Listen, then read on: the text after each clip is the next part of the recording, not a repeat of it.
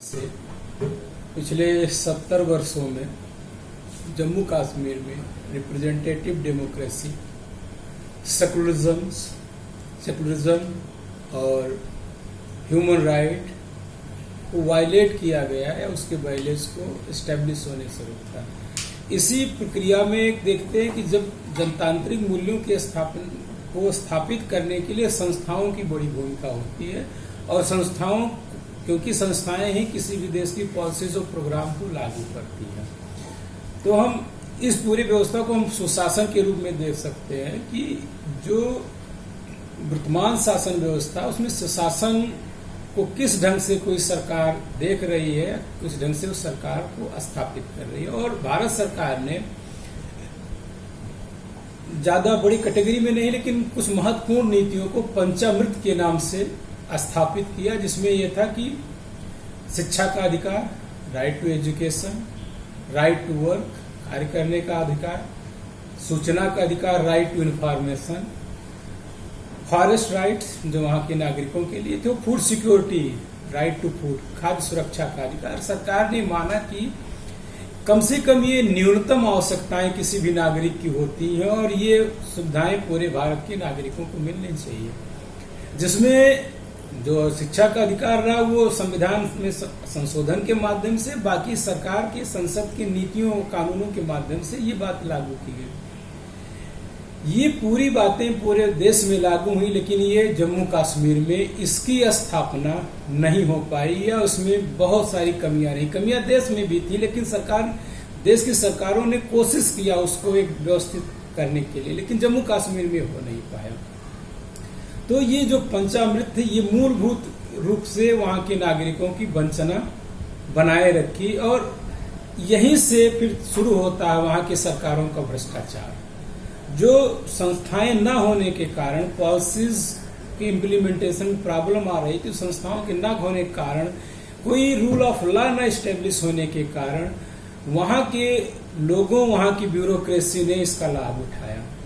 और इस नाते एक बहुत बड़ा जो ब्यूरोक्रेटिक स्ट्रक्चर रहा है जम्मू कश्मीर का, वो भी जो अनडेमोक्रेटिक वैल्यूज थे उसी को प्रमोट करता रहा है, और उसका एक रूप उसको करप्शन में दिखता है। तो एक नीतियों की दृष्टि से, दूसरा संस्थाओं की दृष्टि से। संस्थाओं में बहुत सारी संस्थाएं हैं, जैसे बैकवर्ड कमीशन की स्थापना न होना, माइनॉरिटी कमीशन का बहुत बाद में स्थापना होना, या फिर बैंकों से ऑडिट एंड अकाउंट की जो सुविधाएं, जो ऑडिट एंड अकाउंट का प्रावधान था, वो सारी संस्थाओं को वहां क्षीण रूप में या व्यवस्थित रूप में ही काम किया।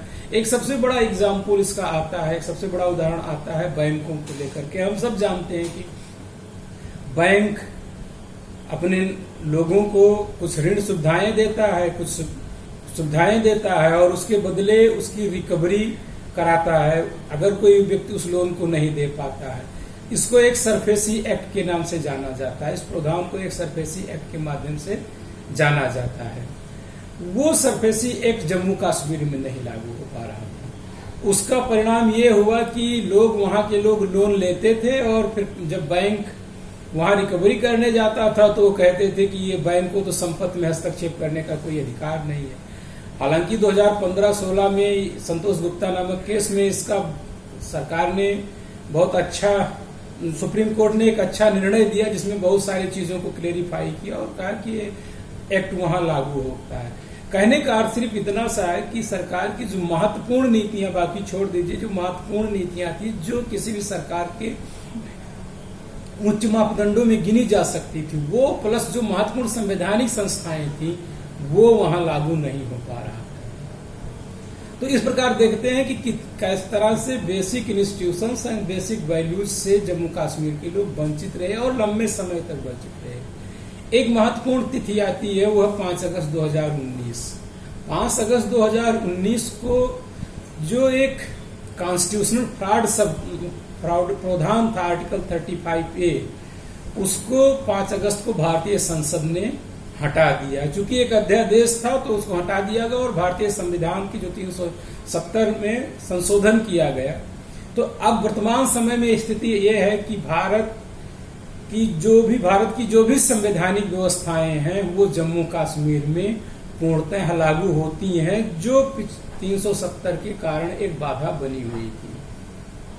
अब देखते हैं कि पिछले एक साल में जब 370 हटा है तो क्या क्या उसमें इम्प्रूवमेंट हुआ, या जो डेमोक्रेटिक डिफिसिट था वहां डेमोक्रेसी इम्प्रूव करने के लिए क्या क्या प्रावधान किए गए हैं, क्या क्या प्रयास किया गया है। चूंकि एक साल कार्यकाल बहुत छोटा होता है और ये भी देखना होगा कि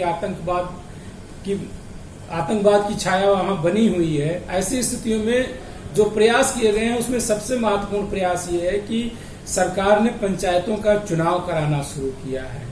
और पंचायतों की चुनाव एक महत्वपूर्ण है जो ये दिखाते हैं कि वहां के लोग की सहभागिता कितनी है और कैसे है।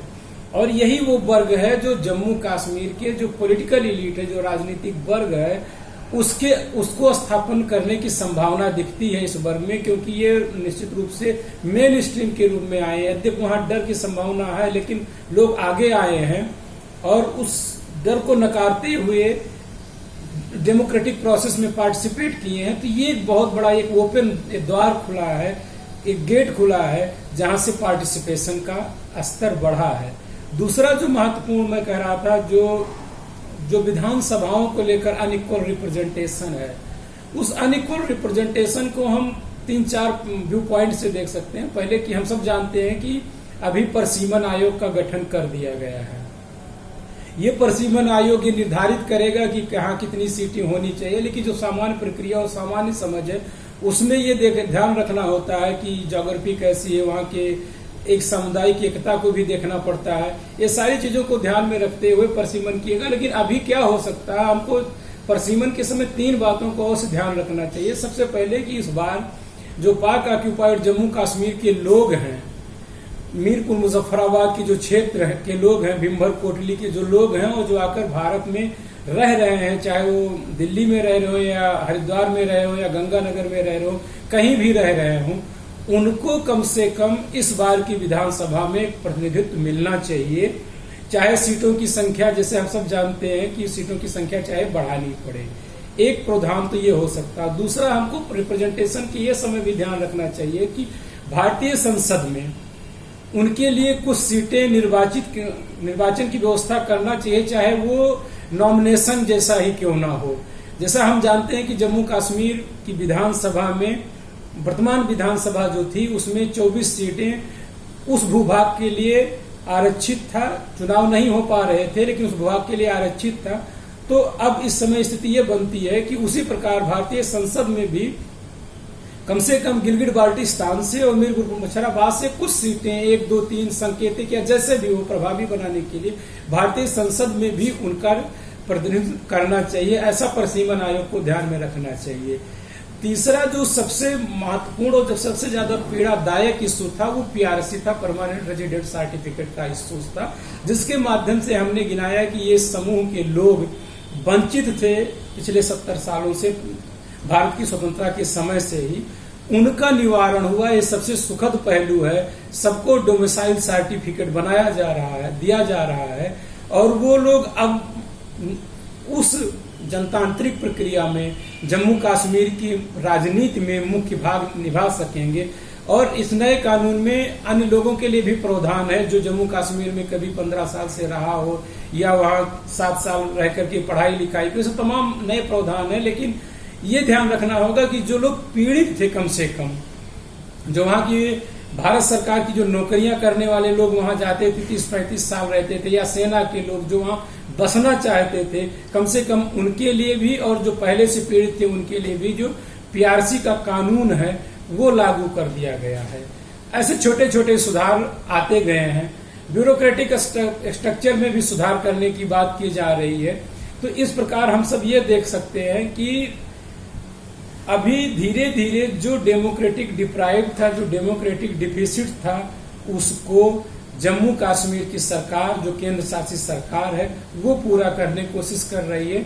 इशू अभी और चैलेंजेस हैं। सबसे बड़ा इशूज वहां का जो करप्शन का इशूज है, जो अकाउंटेबिलिटी का इशूज है, क्योंकि ट्रांसपेरेंट, जब तक डेमोक्रेसी के लिए अकाउंटेबिलिटी और ट्रांसपेरेंसी दोनों बहुत आवश्यक तत्व हैं, जब तक ये राइट टू इंफॉर्मेशन एक्ट और इस तरह की चीजें नहीं लागू होती हैं, तब तक उस लेवल का अकाउंटेबिलिटी वहां के ब्यूरोक्रेसी या वहां के लोगों में, और रिक्रूटमेंट प्रोसेस को भी ध्यान में देना पड़ेगा कि वहां के ब्यूरोक्रेसी का रिक्रूटमेंट प्रोसेस कैसा है।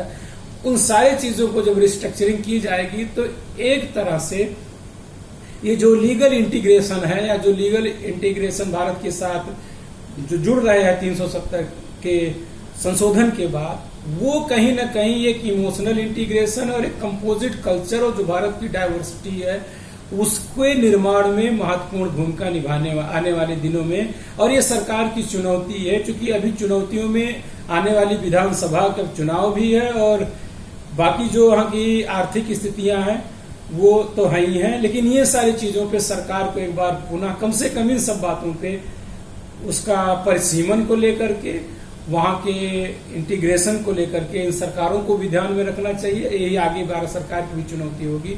मुझे लगता है कि ये जो डेमोक्रेटिक डिफिसिट विषय है ये अब इतना आज के लिए इतना पर्याप्त है। बाकी धन्यवाद।